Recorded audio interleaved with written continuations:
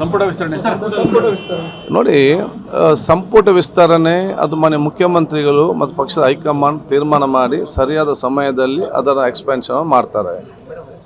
ಅಲ್ಲೇ ತನಕ ನಾವು ಏನು ಇವತ್ತು ಸಚಿವರು ನಾವಿದ್ದೇವೆ, ನಮಗೆ ಬೇರೆ ಬೇರೆ ಜಿಲ್ಲೆಯ ಜವಾಬ್ದಾರಿ ಕೊಟ್ಟಿದ್ದೇವೆ. ಅದಕ್ಕೆ ಇದ್ದಂಥ ನಾವೆಲ್ಲ ಸಚಿವರು ಡಬಲ್ ಕೆಲಸ ಮಾಡಿಕೊಂಡು ಸರ್ಕಾರಕ್ಕೆ ಜನರಿಗೆ ಸೇವೆ ಮಾಡಿದ್ರು ಎಲ್ಲಿ ಕೂಡ ಕುಂಠಿತವಾಗಲಿಲ್ಲ. ಮುಖ್ಯಮಂತ್ರಿಗಳು ಮತ್ತು ನಮ್ಮ ಹೈಕಮಾಂಡ್ ಅದಕ್ಕೆ ತೀರ್ಮಾನ ತಗೊಳ್ತಾರೆ. ಮೈಸೂರು ದಸರಾದಲ್ಲಿ ಕಂಬಳ ಬೇಕು ಬೇಡ ಬಗ್ಗೆ ಚರ್ಚೆ ಆಗ್ತಾ ಇದೆ. ಸಂಸದರು ಬೇಡ ಅಂತ ಹೇಳಿದ್ದಾರೆ ಕಂಬಳ. ಮೈಸೂರು ಎಂಪಿ ಕರಾವಳಿ ಭಾಗಕ್ಕೆ ಸೀಮಿತವಾಗಿದೆ, ದಸರಾಕ್ಕೆ ತಂದೆ ಅಂತ ಒಂದು ಇತಿಹಾಸ ಇದೆ. ನಿಮ್ಮ ಅಭಿಪ್ರಾಯ ಸರ್ ಕಂಬಳದ ಬಗ್ಗೆ ಆಗ್ಬೋದು ದಸರಾದಲ್ಲಿ?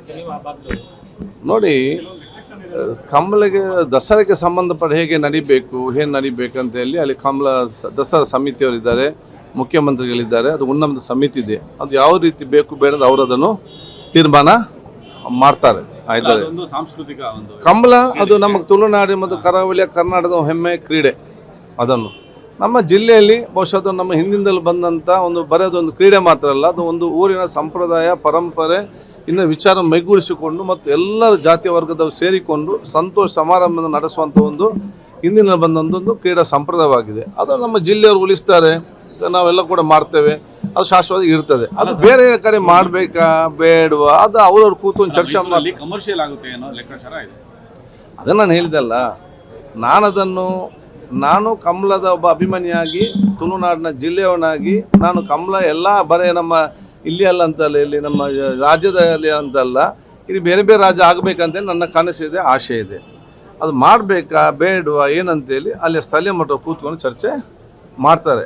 ಅದಕ್ಕೆ ಸಂಪುಟ ವಿಸ್ತರಣೆ ನೋಡಿ, ಸಂಪುಟ ವಿಸ್ತರಣೆ ಅದು ಮಾನ್ಯ ಮುಖ್ಯಮಂತ್ರಿಗಳು ಮತ್ತು ಪಕ್ಷದ ಹೈಕಮಾಂಡ್ ತೀರ್ಮಾನ ಮಾಡಿ ಸರಿಯಾದ ಸಮಯದಲ್ಲಿ ಅದರ ಎಕ್ಸ್ಪೆನ್ಷನ್ ಮಾಡ್ತಾರೆ.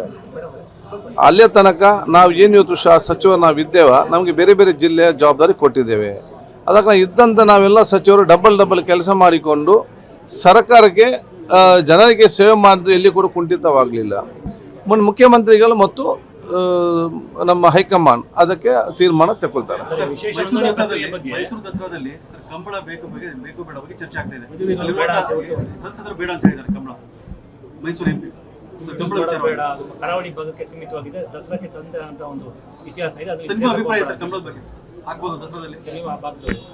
ನೋಡಿ, ಕಂಬಳಿಗೆ ದಸರಾಕ್ಕೆ ಸಂಬಂಧಪಟ್ಟ ಹೇಗೆ ನಡಿಬೇಕು ಅಂತ ಹೇಳಿ ಅಲ್ಲಿ ಕಂಬಳ ದಸರಾ ಸಮಿತಿಯವರಿದ್ದಾರೆ, ಮುಖ್ಯಮಂತ್ರಿಗಳಿದ್ದಾರೆ, ಅದು ಉನ್ನತ ಸಮಿತಿ ಇದೆ. ಅದು ಯಾವ ರೀತಿ ಬೇಕು ಬೇಡ ಅವರು ಅದನ್ನು ತೀರ್ಮಾನ ಮಾಡ್ತಾರೆ. ಆಯ್ತಾರೆ.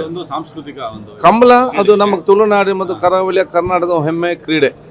ಅದನ್ನು ನಮ್ಮ ಜಿಲ್ಲೆಯಲ್ಲಿ ಬಹುಶಃ ಅದು ನಮ್ಮ ಹಿಂದಿಂದಲೂ ಬಂದಂಥ ಬರೋದೊಂದು ಕ್ರೀಡೆ ಮಾತ್ರ ಅಲ್ಲ, ಅದು ಒಂದು ಊರಿನ ಸಂಪ್ರದಾಯ ಪರಂಪರೆ ಇನ್ನು ವಿಚಾರ ಮೈಗೂಡಿಸಿಕೊಂಡು ಮತ್ತು ಎಲ್ಲರ ಜಾತಿ ವರ್ಗದವರು ಸೇರಿಕೊಂಡು ಸಂತೋಷ ಸಮಾರಂಭ ನಡೆಸುವಂಥ ಒಂದು ಹಿಂದಿನ ಬಂದೊಂದು ಕ್ರೀಡಾ ಸಂಪ್ರದಾಯವಾಗಿದೆ. ಅದು ನಮ್ಮ ಜಿಲ್ಲೆಯವರು ಉಳಿಸ್ತಾರೆ, ನಾವೆಲ್ಲ ಕೂಡ ಮಾಡ್ತೇವೆ, ಅದು ಶಾಶ್ವತ ಇರ್ತದೆ. ಅದು ಬೇರೆ ಕಡೆ ಮಾಡಬೇಕಾ ಬೇಡವಾ ಅದು ಅವ್ರವ್ರು ಕೂತು ಚರ್ಚೆ ಮಾಡಿ ಕಮರ್ಷಿಯಲ್ ಆಗುತ್ತೆ ಅನ್ನೋ ಲೆಕ್ಕಾಚಾರ ಇದೆ. ಅದನ್ನು ನಾನು ಹೇಳಿದಲ್ಲ,